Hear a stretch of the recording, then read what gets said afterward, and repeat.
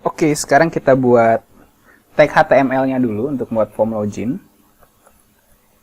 Kita buat HTML-nya dulu, kemudian kita kasih judul login misalkan. Saya tambahin dulu di sini metanya aja deh sekalian.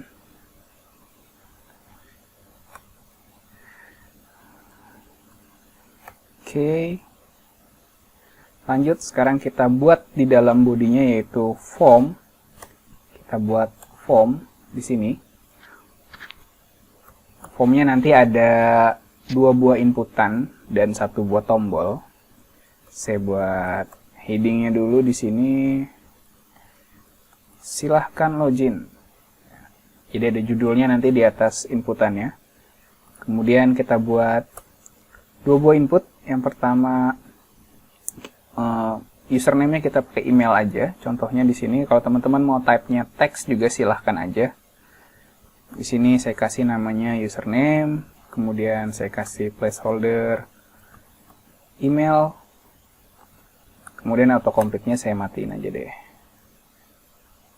Supaya wajib ngetik ulang username-nya. Oke, kemudian yang kedua kita buat inputan, type-nya itu password. Kenapa type-nya password? Supaya ketika diketik nanti nggak kelihatan hurufnya. Ini saya kasih name password. Kemudian placeholder-nya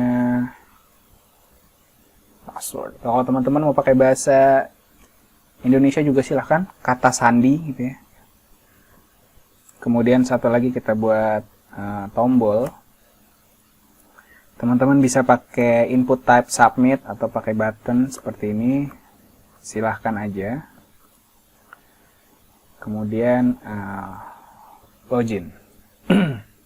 Oke, seperti ini sintaks dasar HTML-nya. Kita lihat dulu. Localhost.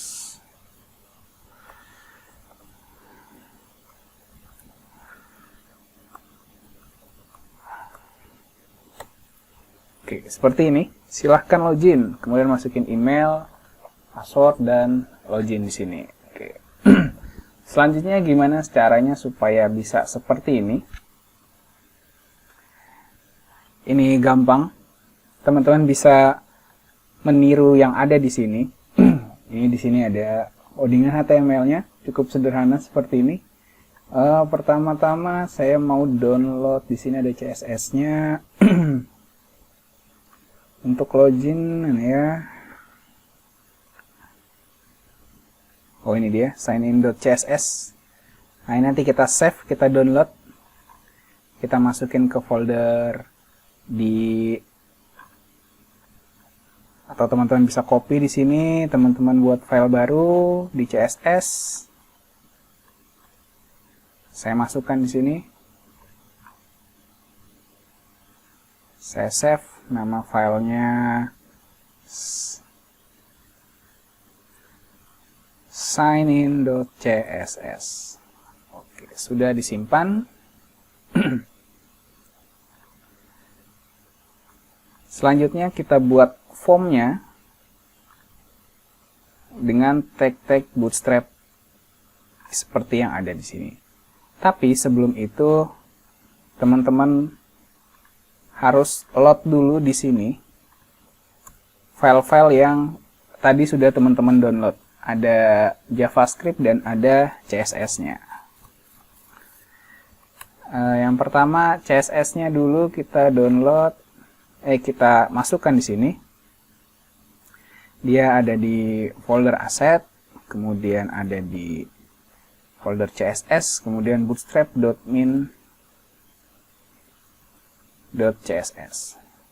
Oke, selanjutnya yang kedua yaitu tadi yang kita download ini, signin.css.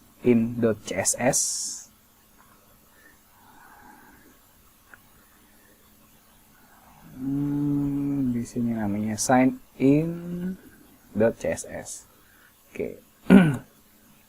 Ini CSS-nya, kemudian kita load juga JavaScript-nya.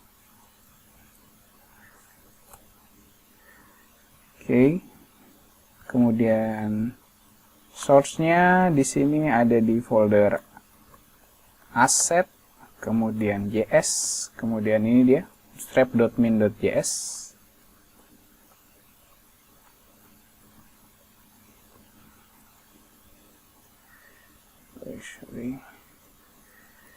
Kemudian di sini ada 3 file.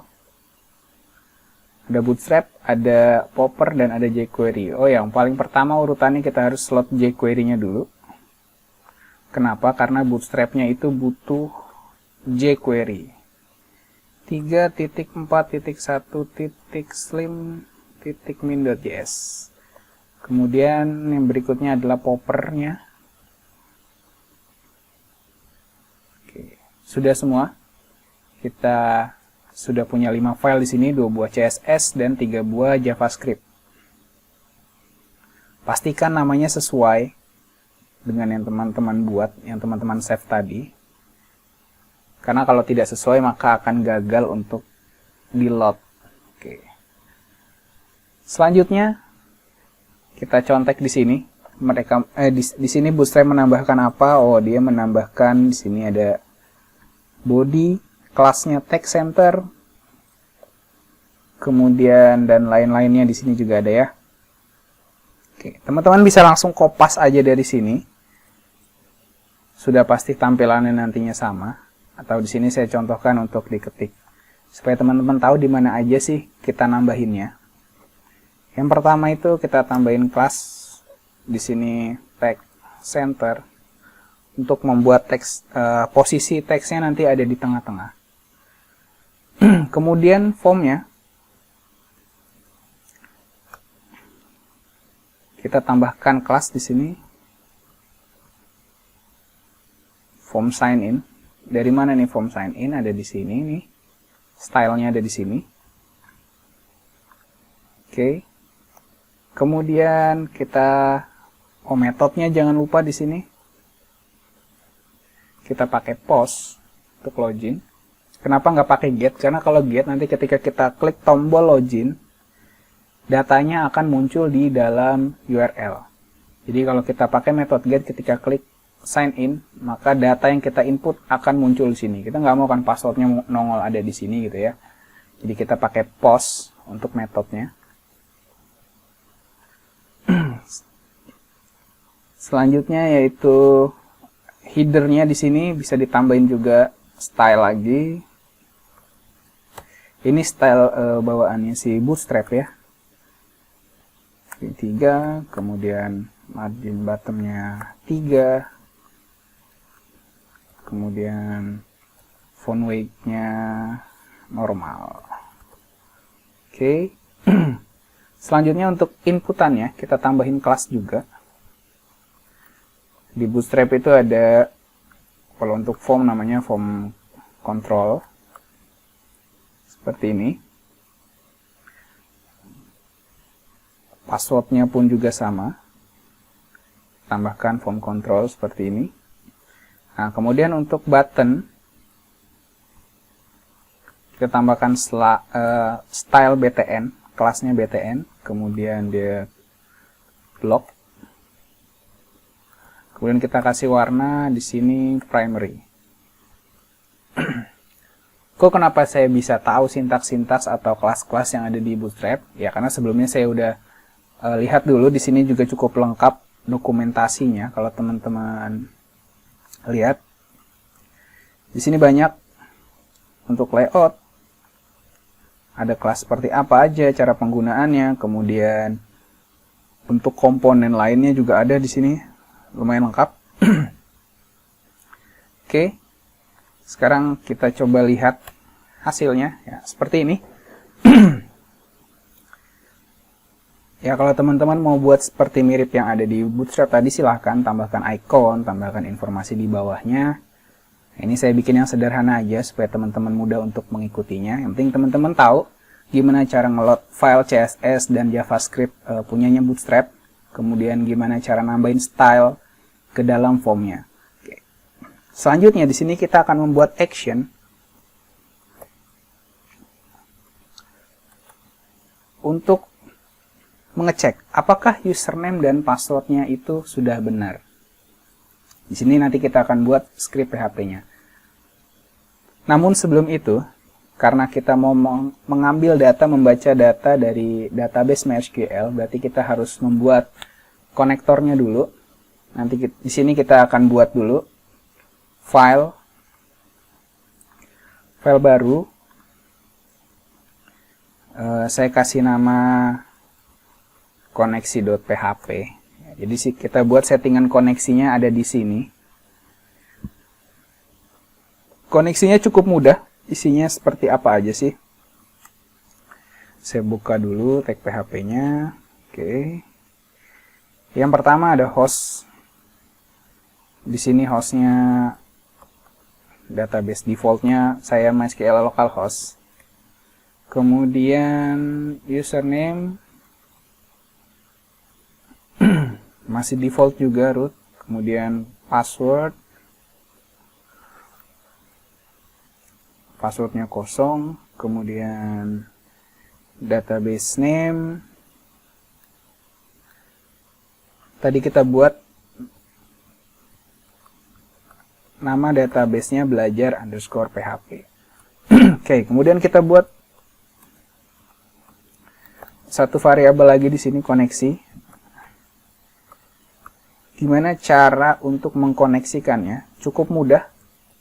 Pakai mysql_connect. Teman-teman bisa buat variabel di sini atau langsung tulis di sini juga, silahkan aja.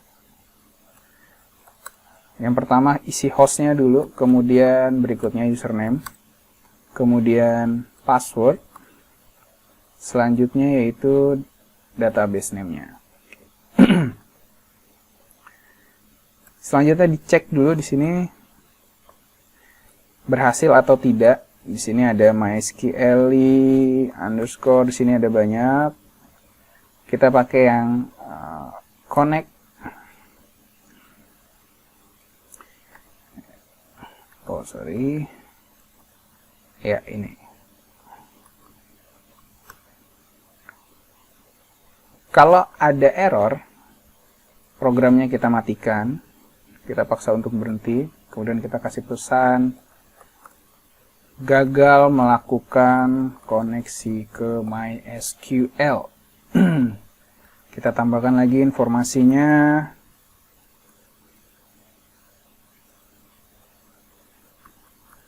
MySQL connect error. Kita cetak errornya seperti apa. Kalau dia nggak error, kita biarkan saja. Atau misalkan teman-teman mau membungkus dalam sebuah function, di sini juga bisa. Teman-teman buat misalkan function get connection atau open connection atau buka connection, buka koneksi, terserah lah ya. Sini saya kasih nama open connection. Oke. Ininya saya geser ke bawah. Oke, seperti ini saya buat function. Jadi ketika di load filenya nggak langsung buka koneksi. Kemudian saya tambahkan di sini return. Nah, jadi objek koneksinya akan dikembalikan nilainya ketika kita memanggil function ini. Oke. Kita kembali lagi ke login di sini. Apa aja sih yang akan kita lakukan di sini? Yang pertama kita akan load dulu file koneksinya di sini. Teman-teman bisa pakai require. Tadi kita buat namanya koneksi.php. Oke. Teman-teman juga bisa membuat to do dulu di sini. Bisa membuat to do apa yang akan dilakukan di sini. Atau teman-teman bisa langsung juga isi di sini. Contoh membuat to do itu seperti ini. Misalkan teman-teman, oh setelah membuka koneksi, apa yang mau kita lakukan berikutnya gitu. Misalkan buka koneksi. Kemudian teman-teman tambahkan lagi membuat query MySQL. Setelah membuat query, kemudian eksekusi query-nya. Setelah dieksekusi, kemudian baca hasilnya. Kalau berhasil, kita pindah halaman. Jika gagal, maka muncul pesan. Oke, sekarang kita selesaikan ini dulu. Buka koneksi, berarti kita buat dulu variabel misalkan con sama dengan open connection. Open connection dapat dari mana tadi di sini? Saya buat ini namanya. Oke. To-do-nya bisa kita hilangkan. Selanjutnya, membuat sintaks query MySQL-nya. Kita buat di sini.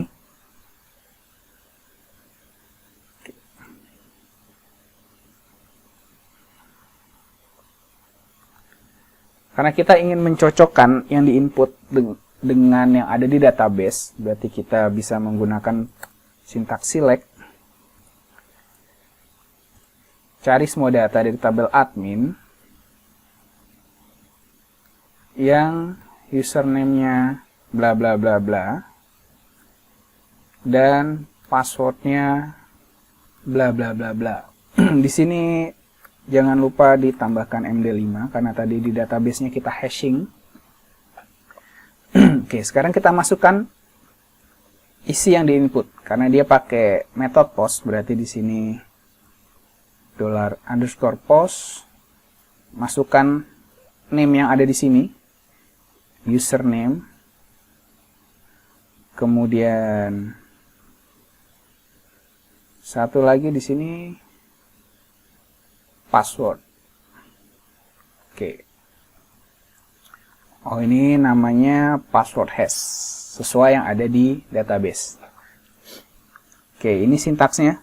Select bintang from admin where username sama dengan username yang diinput dan password hash-nya hasil hashing dari password yang diinput. Kemudian eksekusi query-nya seperti apa? Seperti yang tadi sudah dikasih lihat, sintaksnya cukup mudah.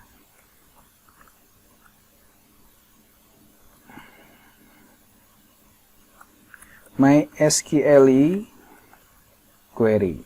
Nah, di sini kita masukkan variabel koneksinya, kemudian kita masukkan query-nya. Seperti ini. Ini untuk mengeksekusi query-nya.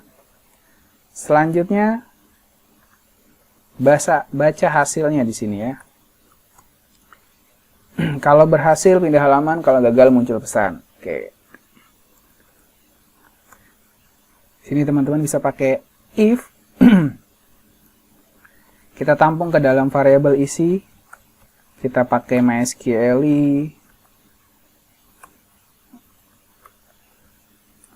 fetch assoc. Di sini untuk associative array kita masukin hasil eksekusi query-nya.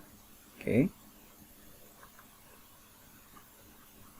Kalau isinya ketemu di sini, nah, sekarang kita mau mainan session di sini. Oke. Kita simpan session username. Sama dengan kita bisa ambil dari database ini, hasil query ini, atau kita ambil dari hasil post tadi juga bisa. Oke, kalau sudah, selanjutnya kita redirect, kita lempar ke halaman lain menggunakan function header di sini. Kita masukin location-nya, kita mau pindahin kemana nih? Kita masukkan di sini alamat tujuannya. Kita masukin ke localhost belajar root, mungkin nanti kita akan menuju ke halaman index.php. Nah, jangan lupa ketika teman-teman pakai session di sini, teman-teman bisa tambahkan dulu session start teman-teman boleh tambahin di paling atas ini, atau di sini juga, terserah teman-teman mau di sebelah mana. Oke, misalkan saya masukin di atas sini, session_start. Oke, seperti ini. Sudah. Jangan lupa tambahkan ini ketika teman-teman ingin mengakses sebuah session. Kalau berhasil, maka pindah ke halaman index dan disimpan username-nya ke dalam session. Kenapa disimpan? Untuk nandain bahwa usernya sudah berhasil login. Oke, kalau gagal, nah di sini kita munculkan pesan. Pesan sederhana aja, kita pakai div.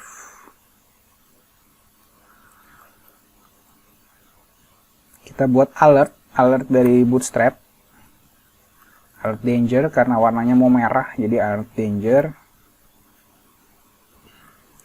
Kasih tambahin role-nya, alert.